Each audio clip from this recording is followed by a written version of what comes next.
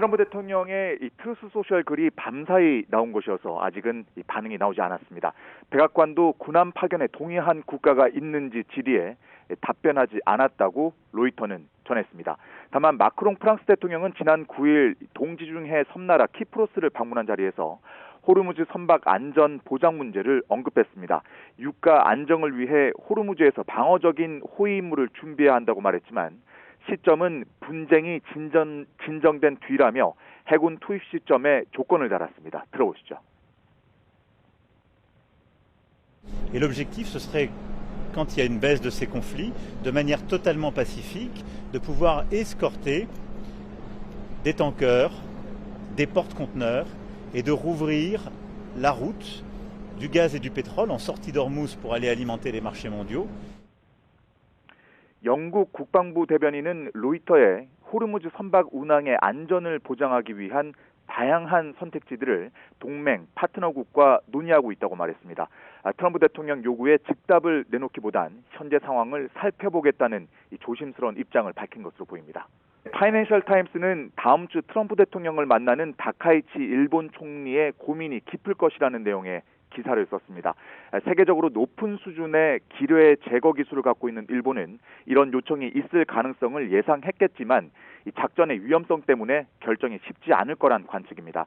특히 집단적 자위권을 일부 허용한 2015년 법 개정으로 호르무즈 작전에 참여할 수 있는 법적 기반이 마련됐고 또 중동 석유 의존도도 높다는 점에서 거절하기가 쉽지 않을 거라고 신문은 내다봤습니다.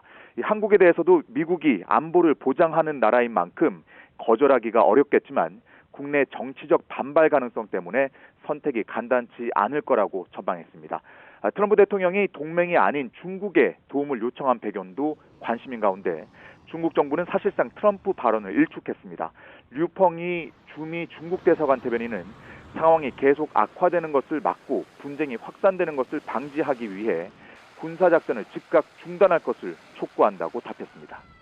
호르무즈 해협은 운항이 가능한 바다의 폭이 좁고 이란의 다양한 기습 공격이 가능해 작전의 위험성이 큰 지역입니다. 월스트리트저널은 해군 관계자의 말을 인용해 이란의 드론과 대함 미사일 공격으로 이른바 죽음의 상자가 될 수 있다고 전했습니다.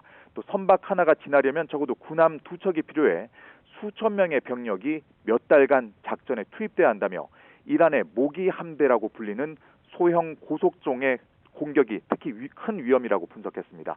영국 가디언지도 1980년대에서 90년대 이 호르무즈 해협에서 영국 군함을 지휘했던 이 해군 제독 출신 닐 모리세티의 말을 전했습니다. 현재 호르무즈 해협의 군사적 위협 수준이 매우 높고 위험이 너무 커서 이 군사작전에 들어가기는 적절하지 않다는 내용입니다. 앞서 이란 최고 지도자로 선출된 모주타바 하메네이는 호르무즈 해협 봉쇄를 지렛대로 계속 활용해야 한다며 철저한 차단을 거듭 지시했습니다. 지금까지 국제부에서 YTN 권준기입니다.